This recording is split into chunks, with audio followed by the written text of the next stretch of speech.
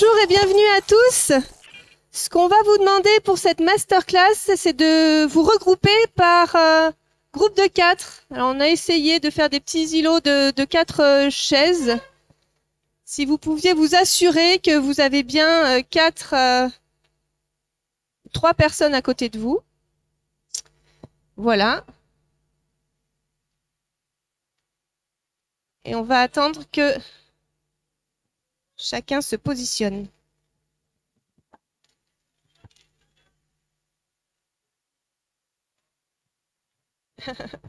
Alors, il y a une place ici devant.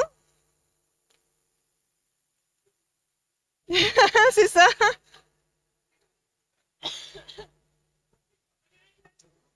C'est ça, c'est la partie la plus compliquée de la masterclass.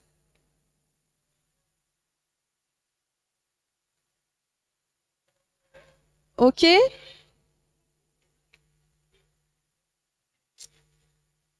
Alors, vu que le groupe d'avant a perdu un peu de temps, je vous propose qu'on démarre tout de suite. Si jamais il y en a des retardataires, ben ils nous rejoindront et Bruno se chargera de les placer. Voilà. Donc, bonjour et bienvenue à toutes et à tous. Je me présente, je suis Virginie Pendariès, je travaille à l'ADEFPATS, qui est une structure dont le cœur de métier est l'accompagnement des porteurs de projets en milieu rural, qu'ils soient publics ou privés, via une méthode qu'on appelle la formation-développement, qui s'inspire beaucoup de la formation action. Et on a un périmètre d'intervention qui s'étale sur 6 départements du nord de la région Occitanie. Donc ce que je vous propose aujourd'hui, c'est de vous faire partager mon expérience de l'intelligence collective dans le cadre des accompagnements.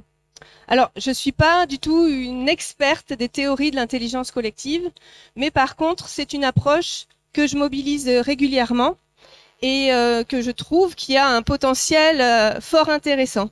Alors, ce que j'aimerais aujourd'hui, c'est tout simplement vous donner l'envie d'intégrer cette approche dans vos pratiques. Voilà, donc vous me direz à la fin si vous avez envie ou non de tenter l'expérience.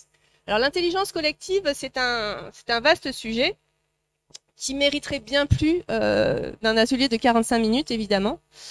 Donc, je vous ai préparé un support complet, mais volontairement, je vais zapper certaines diapos que vous pourrez retrouver ensuite, après le congrès, vous aurez accès au support. Mais mon choix, c'est de dédier du temps pour qu'on puisse aborder l'aspect opérationnel de la chose, d'avoir une approche concrète de l'intelligence collective. Je vous ai mis à la fin du support toute une série de ressources que vous pourrez aller consulter si vous avez envie de creuser le sujet. Vous trouverez notamment des travaux de Jean-François Noubel, qui est un chercheur un peu atypique, qui est aussi consultant, formateur en intelligence collective et qui a réalisé pas mal de travaux sur le sujet. Donc, je vous invite à aller fouiller dans ses vidéos et dans ses écrits. Il a une approche fort intéressante. Alors, on parle beaucoup d'intelligence collective dans le règne animal.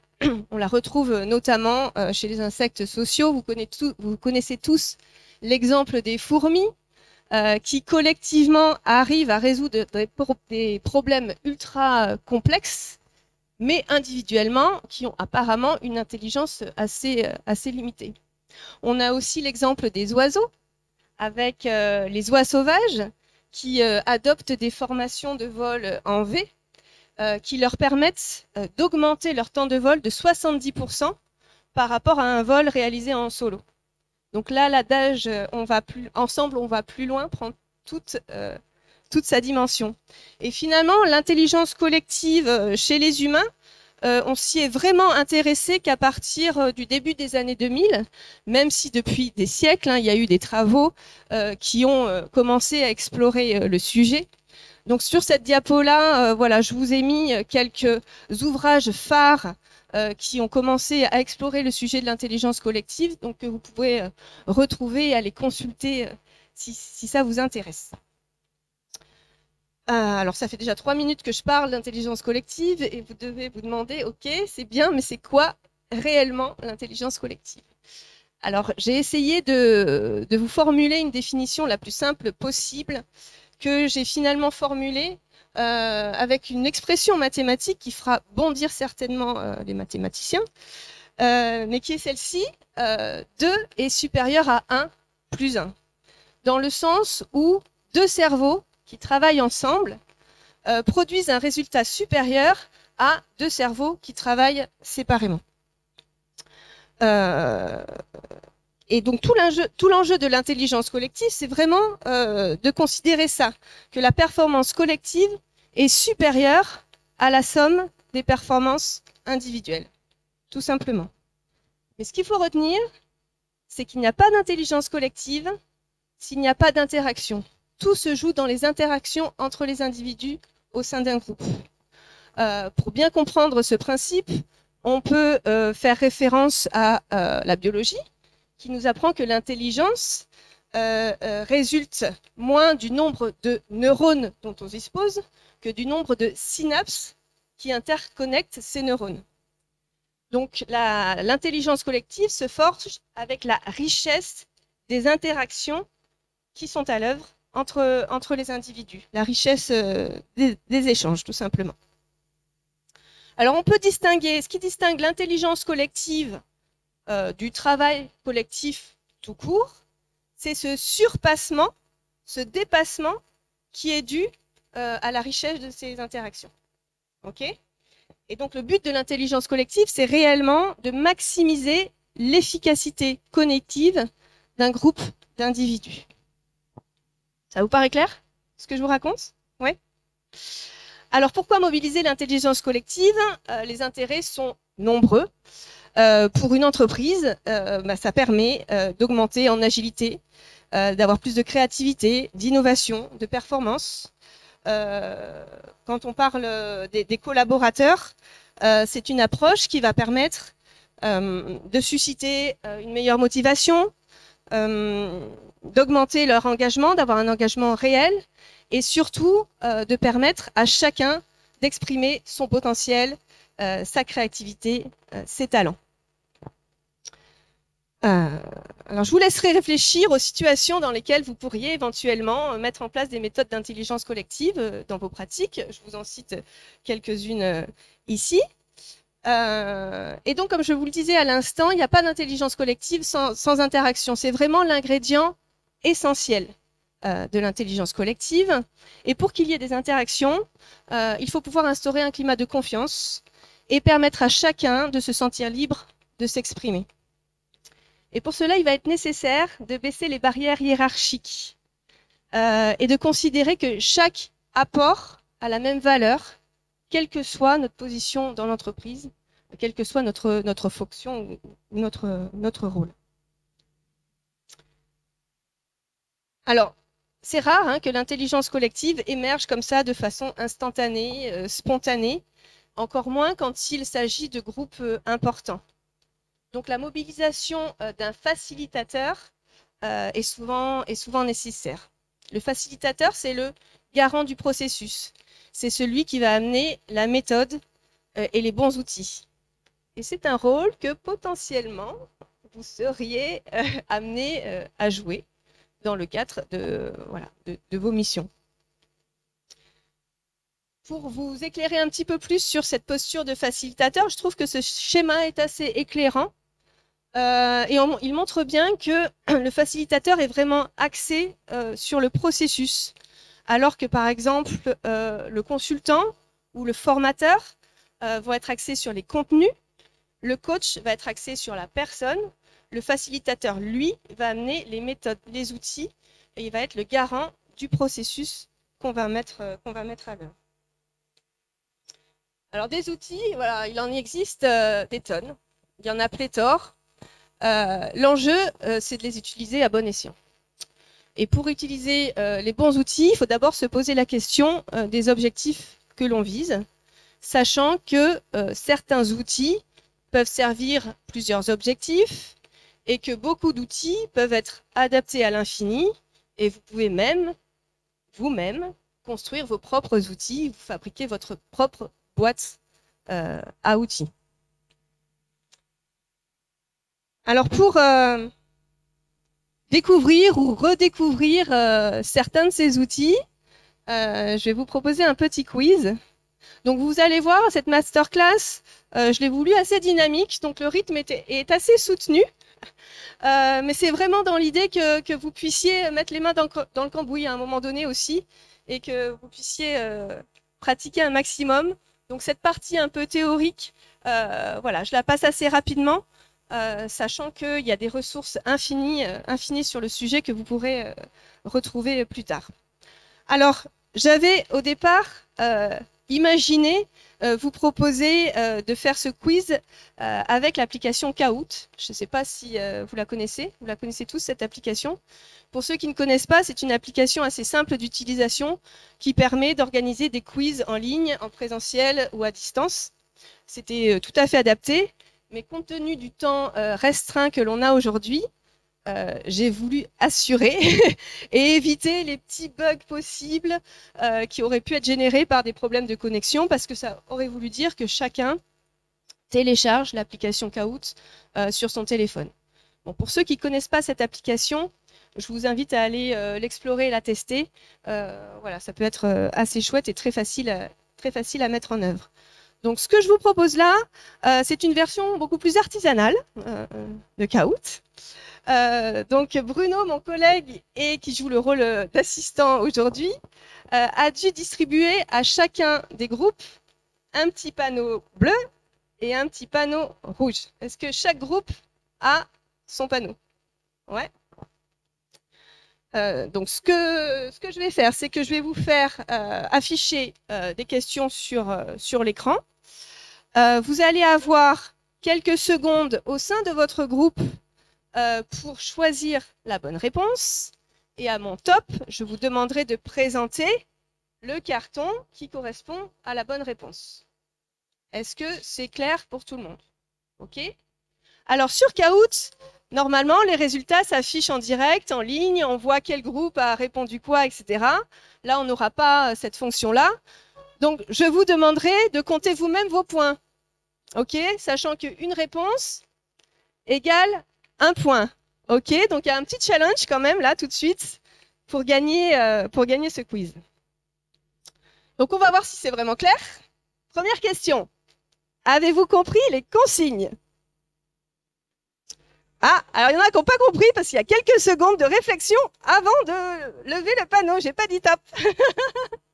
Alors top. OK. La bonne réponse était effectivement la réponse rouge. Impeccable. Alors vous êtes prêts? C'est parti, première question.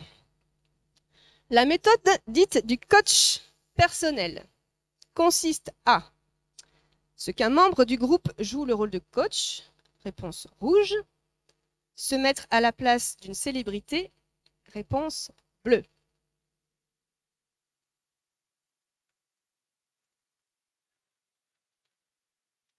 Top! Majorité de rouge? Ouais. Eh bien, vous êtes tous tombés dans le panneau. La bonne réponse était la réponse bleue. Donc, il y a peut-être d'autres noms pour cette technique, mais l'idée, c'est au sein d'un groupe de travail de préparer des cartes avec des photos de célébrités et de faire piocher une carte au hasard et de proposer au groupe de répondre à la question qu'aurait fait la reine d'Angleterre dans cette situation, ou quelle solution aurait proposé George Clooney pour tel et tel cas. Donc c'est un outil intéressant qui permet de décaler le regard et voilà, de s'obliger à prendre du recul et à ouvrir les chakras sur certaines problématiques. Question suivante. Attention, concentration. Dans le cercle samoan, on constitue 3 cercles de taille identique. Réponse rouge. 2 cercles, un petit et un grand. Réponse bleue.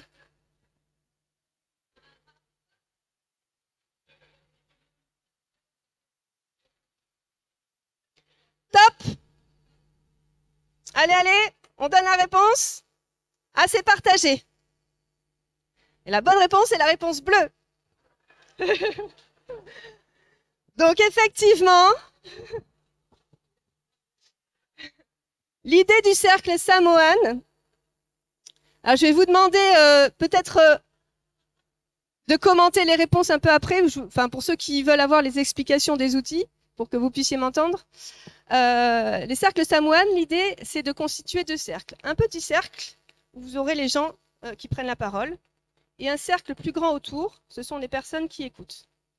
On lance le débat, et au bout de 10 minutes, n'importe quel individu du deuxième cercle peut intégrer le premier cercle. Ça veut dire qu'une personne du premier cercle, lui, va intégrer le deuxième cercle. D'accord ? Ça permet d'organiser des débats de façon simple et surtout de pouvoir prendre la parole sans avoir trop la pression. C'est-à-dire que voilà, les gens participent au débat quand ils en ont envie, au moment où ils se le sentent. Et puis, ça permet surtout d'avoir un système qui permet de ne pas se couper la parole et d'être bien à l'écoute des uns des autres. Alors, celle-là est facile. Vous connaissez tous le débat mouvant, j'imagine. Dans un débat mouvant, les participants peuvent changer d'avis en cours de débat, réponse rouge, changer de thématique en cours de débat, réponse bleue. Top! Alors, ah non, il n'y a aucune réponse où il y a la double. Ah, c'est quand même partagé. Eh ben, le principe du débat mouvant, c'est à partir d'une affirmation, chaque participant va se positionner de part et d'autre d'une ligne qu'on aura marquée sur le sol, d'accord ? Et devra argumenter sa position. Et au cours du débat, effectivement, ils vont pouvoir changer d'avis. Ok ? On ne change pas de thématique en cours de route, mais on change d'avis. Et donc, on change de position dans l'espace aussi. Et donc ça, c'est un outil qui permet d'avoir des discussions argumentées, de pouvoir prendre des décisions argumentées. Un atelier Philips 666 dure 216 minutes, réponse rouge, 36 minutes, réponse bleue.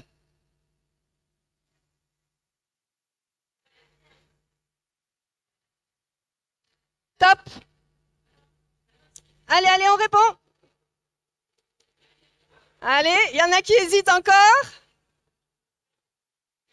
La bonne réponse, c'est la réponse bleue. Bravo à la majorité. Alors, s'il vous plaît, donc, dans un atelier 666, effectivement, on va découper un sujet en 6 sous-sujets, d'accord ? Qu'on va problématiser et on va énoncer une question pour chaque sujet. On va former 6 groupes de 6 personnes qui vont tourner sur les 6 sujets sur un temps de 6 minutes. D'accord ? Donc 6 sujets en 6 minutes, 6 x 6, ça fait bien 36. Et donc ça, c'est un outil qui permet de produire un maximum d'idées en un temps restreint et éviter les discussions fleuves qui parfois durent pour pas grand-chose. Question suivante. Le principe des idées catapultées est de jeter des boules de papier dans toutes les directions, réponse rouge, énoncer des idées spontanément, réponse bleue.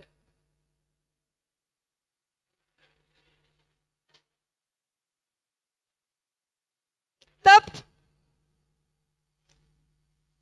Il y a un groupe qui a pas voté. Tout le monde a choisi bleu? Eh bien, tout le monde a tort, c'est rouge. Alors, alors là, l'idée des idées catapultées. On va découper un sujet en 3 sous-sujets. Écoutez, on va découper donc un sujet en 3 sous-sujets. Et donc, on va demander aux participants de répondre à ces 3 sous-sujets sur 3 feuilles de couleurs différentes. Une fois qu'ils ont rédigé leur réponse, ils vont froisser leurs feuilles, former une boule de papier qu'ils vont jeter dans tous les sens dans la pièce. Et ensuite, chacun va déambuler, ramasser une boule de papier au hasard, la déplier et compléter les idées qui auront été énoncées. Et ensuite, à la fin, on va faire une restitution collective. Donc ça, c'est une manière assez dynamique, assez fun pour rentrer dans un sujet et voilà, essayer de mettre un groupe en mouvement sur un sujet précis et avoir un maximum d'idées aussi. Allez, question suivante. Le poker design permet de parier sur la réussite d'un projet, réponse rouge, ou imaginer plusieurs scénarios pour un projet, réponse bleue.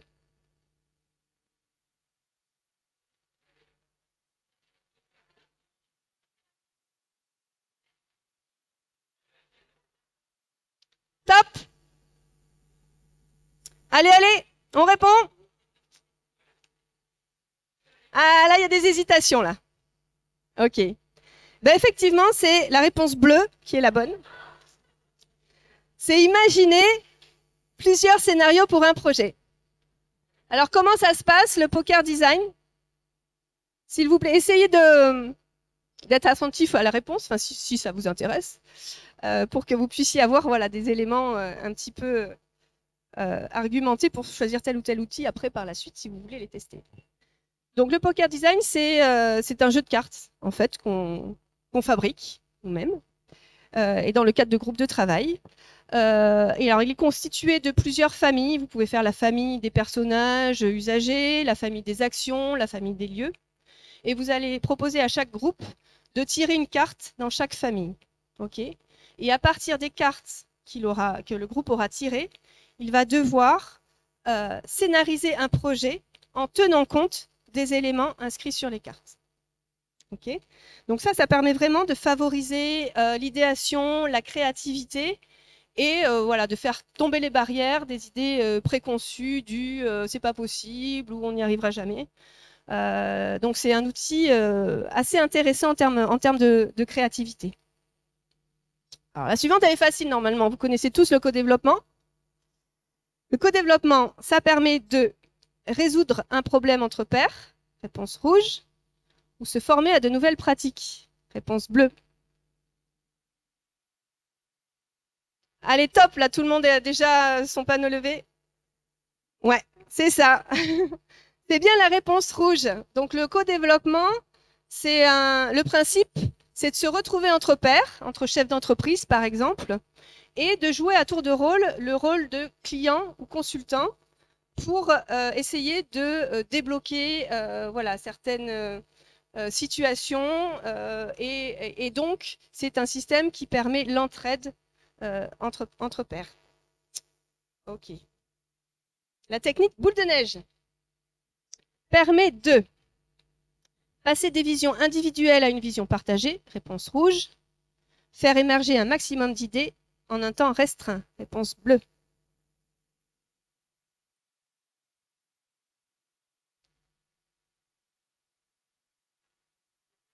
Top! Allez, il y en a qui n'ont pas choisi encore? Des rouges d'un côté, des bleus de l'autre. Bon, on pourrait considérer les deux réponses comme valables. Mais le but principal, c'est quand même de passer de vision individuelle à une vision collective. Et vous avez testé déjà la boule de neige, sans le savoir peut-être, hier, puisqu'elle a été présentée sous un autre nom. Yann vous l'a présentée comme une fertilisation croisée. Vous vous souvenez quand on s'est mis par groupe de 2, puis par groupe de 4, et par groupe de 8? C'est ça le principe de la boule de neige. OK? Dans la décision par consentement, tout le monde dit oui, réponse rouge. Personne dit non, réponse bleue.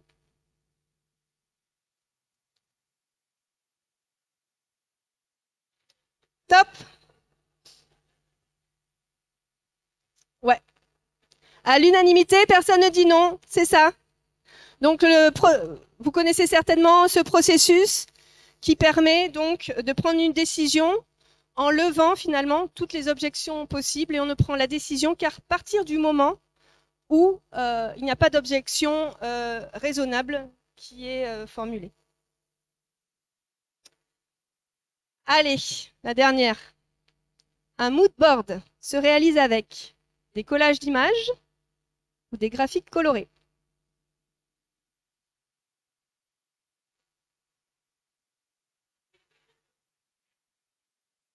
Top! Ah, c'est très partagé. Ah non, c'est rouge. C'est bon. C'est ça. Donc, on connaît aussi le mood board avec son nom français, c'est-à-dire tableau d'humeur. Le principe du mood board, c'est de fabriquer un tableau à partir d'images, de collages. Et ça permet en fait de produire une représentation d'un futur souhaité. Une représentation qui est à la fois rationnelle et intuitive. Ça permet aussi de co-construire une vision commune, un message, un concept. Et c'est un outil assez intéressant que je vais vous proposer de tester tout de suite et maintenant, si vous le voulez bien. Avec cette question, l'accompagnement entrepreneurial en 2022. Comment vous le voyez? Ok.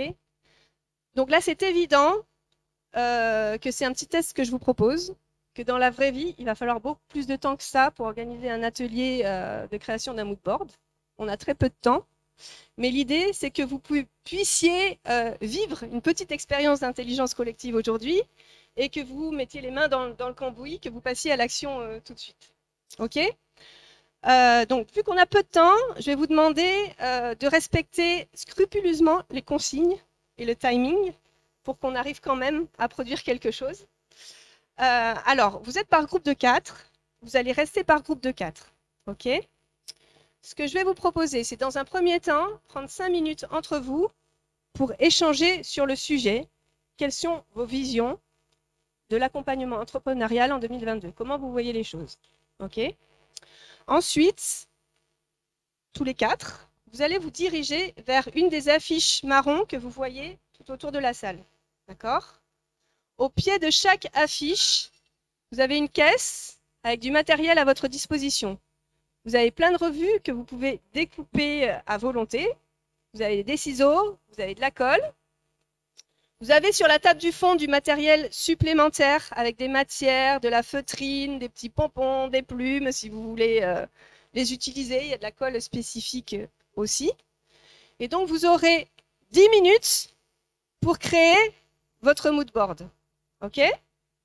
Ce qui est intéressant dans l'exercice du mood board, c'est bien évidemment d'échanger entre vous sur pourquoi vous choisissez telle ou telle image, telle ou telle couleur, ce que ça représente pour vous, sachant qu'on a tous des sensibilités très différentes et que certaines photos, certaines images vont évoquer certaines choses pour certains et des choses complètement différentes pour d'autres. Donc prenez le temps de cet échange aussi entre vous dans le processus de fabrication. Et si vous le voulez bien, on prendra 5 minutes à la fin pour échanger sur l'expérience que vous aurez vécue ensemble. Ça vous va? Ça vous paraît clair? OK? Donc là, vous restez assis pour l'instant, 5 minutes. Je vous donnerai le top une fois que le temps sera écoulé pour ensuite vous diriger vers les panneaux.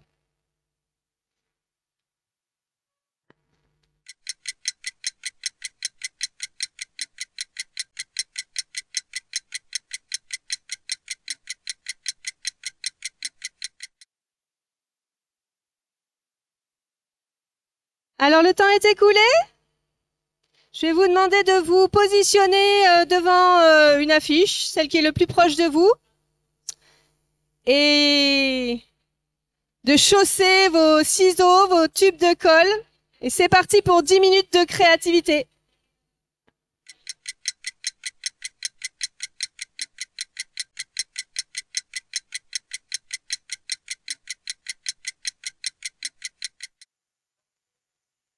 Trois, 2, 1, top! C'est fini! Je vous invite à reprendre vos places, s'il vous plaît. On va prendre 5 minutes avant d'aller manger pour débriefer un petit peu.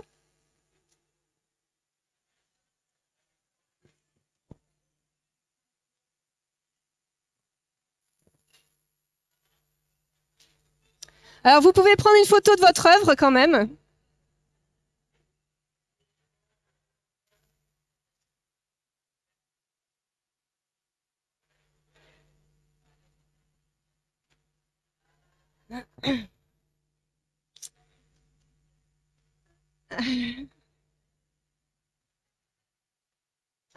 Alors, approchez-vous, s'il vous plaît.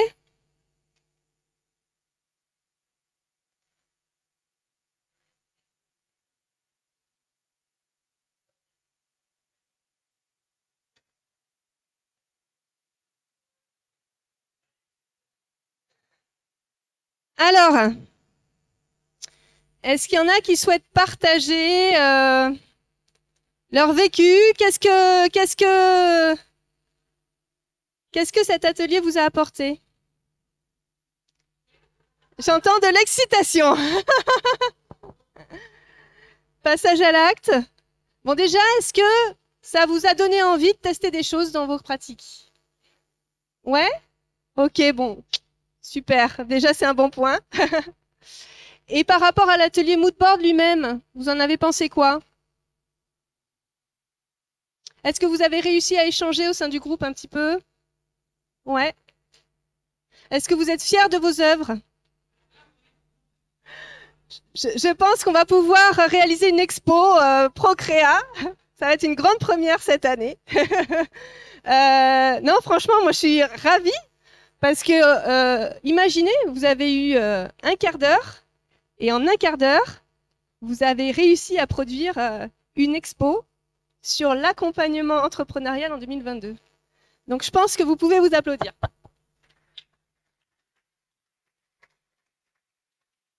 Bravo à tous.